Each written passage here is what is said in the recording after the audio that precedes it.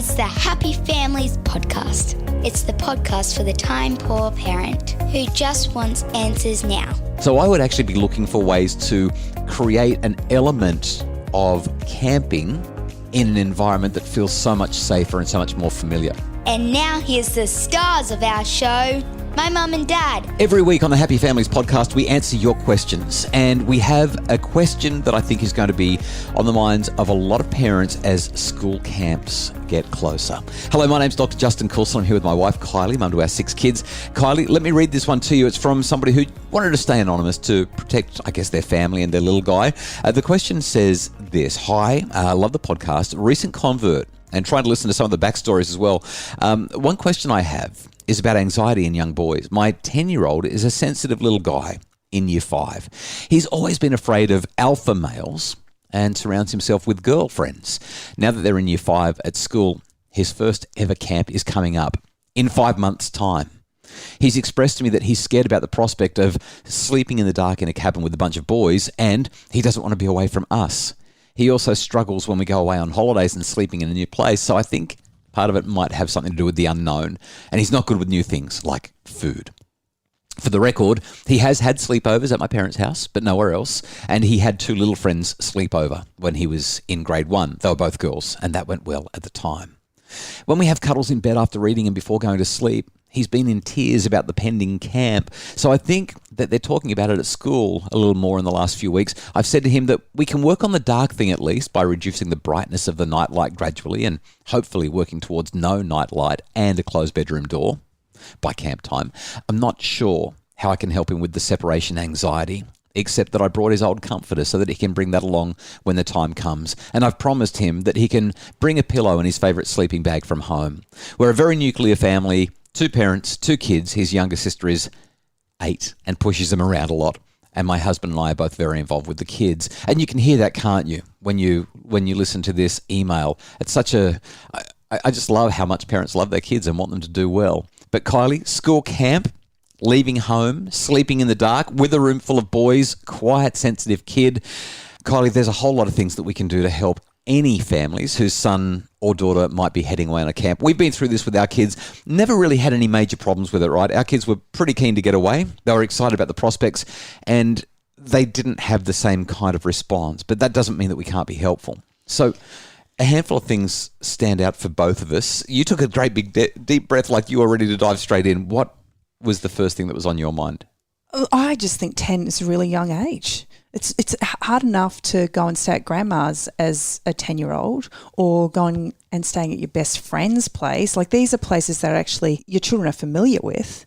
But to actually go on a camp with your entire class and often an entire grade, which means multiple classes, stay in all of the things that he's worried about is completely normal. That as a young 10-year-old, you would have all of those concerns. Some kids, like you, obviously, loved it.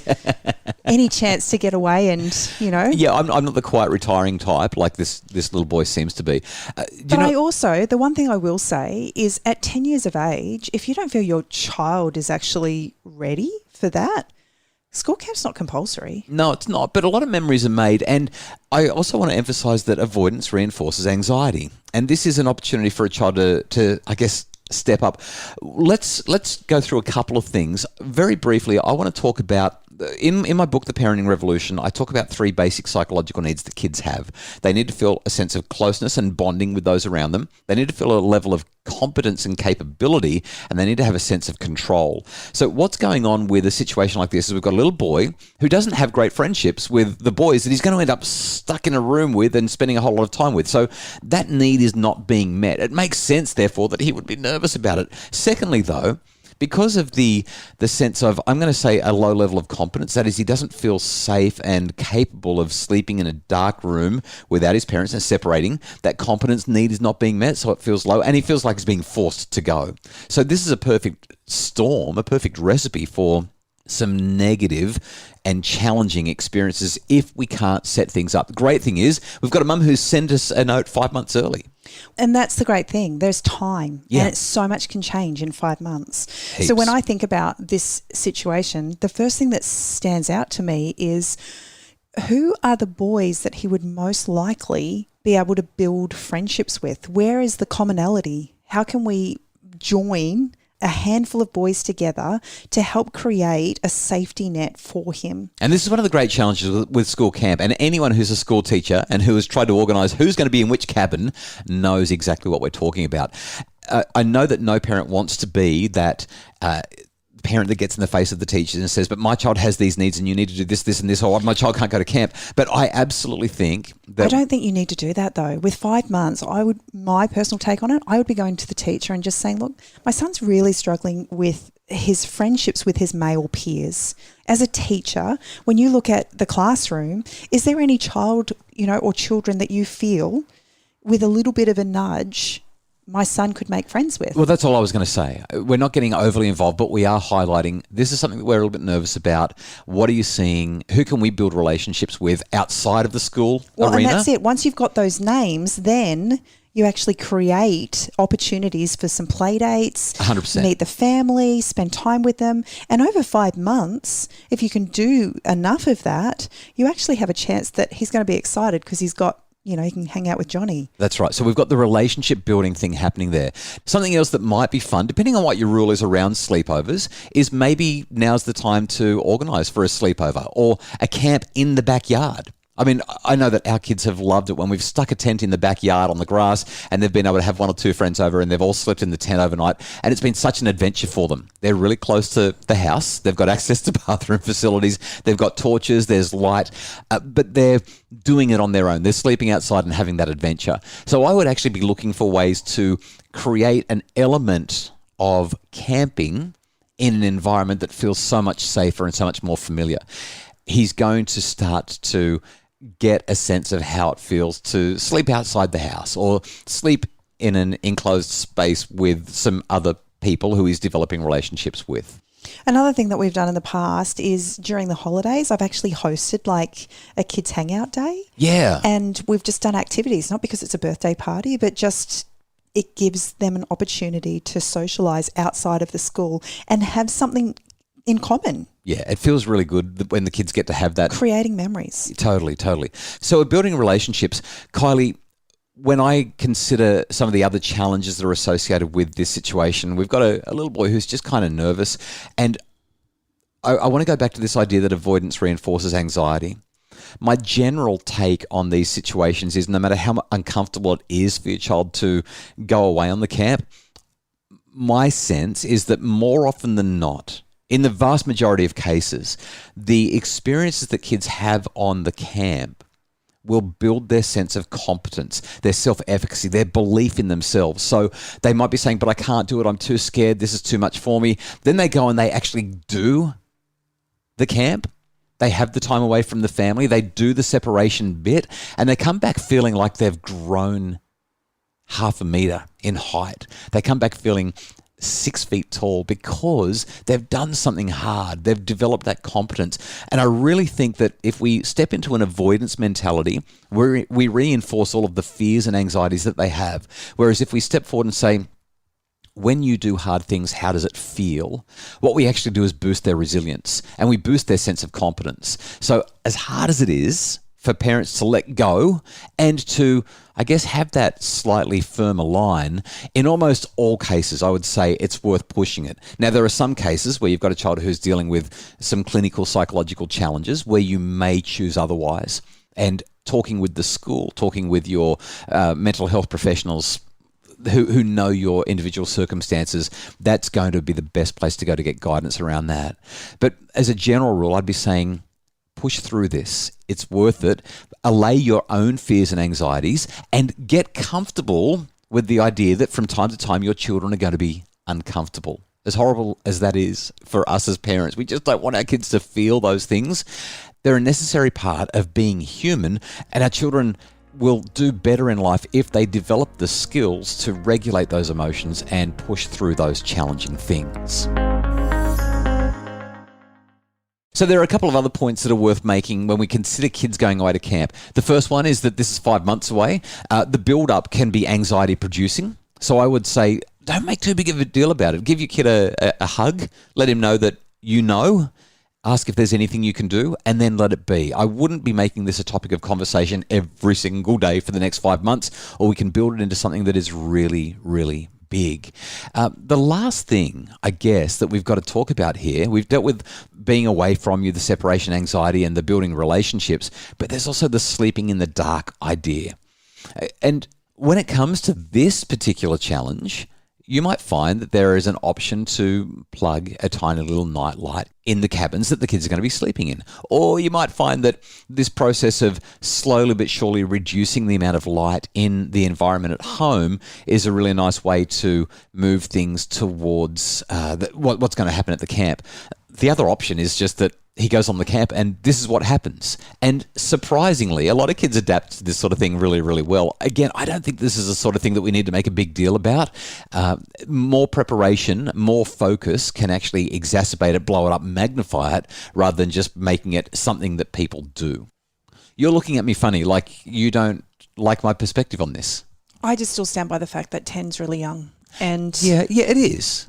It is, especially in the world that we live in today. There's going to be plenty of years where school camp is going to play a significant part in kids' lives. And if at 10 I didn't feel like my kid was ready, I actually wouldn't send them. And I know you're saying that avoidance creates more, but I actually think that with another year or two, their sense of competence and their connections with their friends increases, and the anxiety diminishes as a result. So I'm gonna agree with you and disagree with you.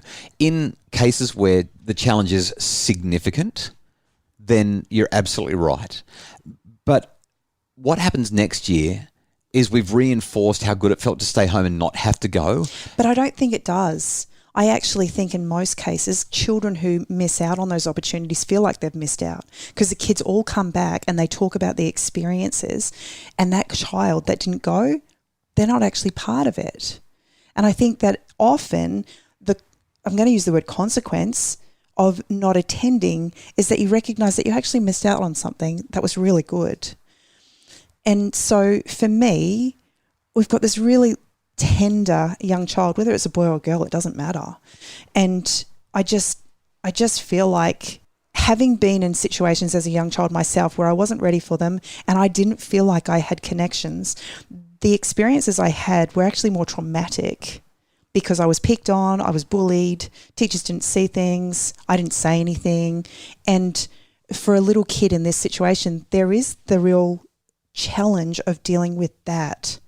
So they've already gone into it anxious that things aren't going to work out well, and then they're ostracized because they're the little kid sitting in the cabin with a torch on, or, you know, they hide out because they're too scared. Or in some cases, they're the kid crying in the corner. And so this perspective that you're sharing is precisely why this mum is saying, I'm really stuck. In fact, there was a postscript to her email that I didn't read where she basically said, I'm really conflicted.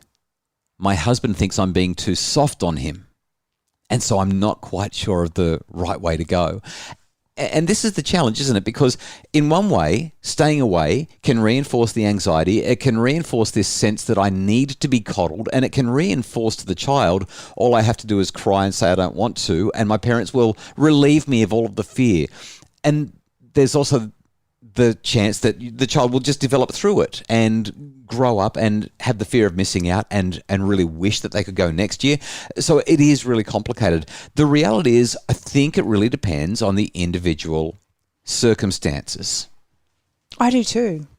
And that's why I can't stand behind the blanket rule. We've just got to push through it, because each child is going to be different. In some cases, you're exactly right. Sending them off is going to be the best thing you could possibly do, and they are going to come back and feel like they've conquered Mount Everest. But the odd case, they're not. And so being attuned enough to recognise whether or not this is a necessary step in helping your child build that sense of competence, whether this is actually going to be detrimental, that's the challenge, and that's where she's at, right? I keep on going back to Huckleberry Finn. So you've got these young kids who are exploring the world. They're going up and down the river. They've got their own little island. They're doing all these crazy things, making rafts. And I think about what childhood was in the 1970s, 1980s, 1960s, those kinds of romanticized notions of children with freedom, playing outside and having all of that experience. But the world today is not that. And while some children respond really well to it, this idea that 10-year-olds should be out and about, leaving home and leaving the safety net that homes and families are different today than they were 20, 30, 40 years ago. And I'm really sympathetic to your view that the expectation that a 10-year-old would leave home and go away for a few nights and have this encounter. I get that it's challenging. So in most cases, those younger camps, they're only going away for a night. And if that's the case, then, maybe it is a possibility to kind of push through it. Yeah. So the duration matters as well, and the distance from home and all those kinds of things. I mean, you could even, depending on how close it is to home, and depending on how far you want to take this, you could even show up at the camp and have a look around so that your child feels familiar. But ultimately, this comes down to relationships. It comes down to trust and a feeling of safety. And I think that those ideas that we shared at the start of the podcast are absolutely critically important. I actually just remembered we had a child who was struggling and didn't know if they wanted to go to camp. Yeah. We spoke with the teacher and just asked whether or not she could make a phone call at night time to say goodnight to us. And that was the difference between our child feeling like they were able to leave with the confidence that they would at least be able to say goodnight to us. Yeah. And I can imagine some teachers would have said, oh, come on, forget it. This fairy floss, cotton wooling sort of stuff is ridiculous. But that was what it took to get our child over the line. And she went and she had a perfectly good time. Oh, I guess the other thing to emphasize, I feel like I'm turning the corner here. I'm coming full circle. But you can grow up to be a completely capable, competent and fully functioning adult. Without going to camp? Without having been on school camp. So it's not the end of the world.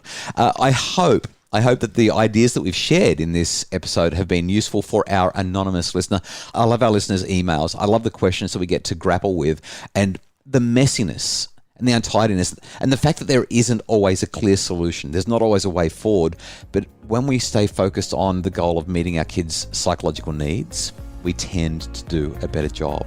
The Happy Families podcast is produced by Justin and Roland from Bridge Media. Craig Bruce is our executive producer. For more about making your family happier, please visit us at happyfamilies.com.au and grab a copy of The Parenting Revolution.